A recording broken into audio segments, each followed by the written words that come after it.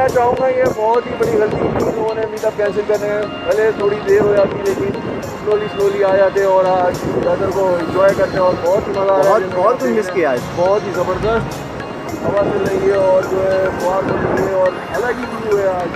सारे मीटअप से हट के ये मीटअप अगर कैंसिल ना होता तो बहुत ही ज़्यादा मज़ा आता। अच्छा, और आप इस बारिश में हमारी बाइक के बारे में क्या रिव्यू था?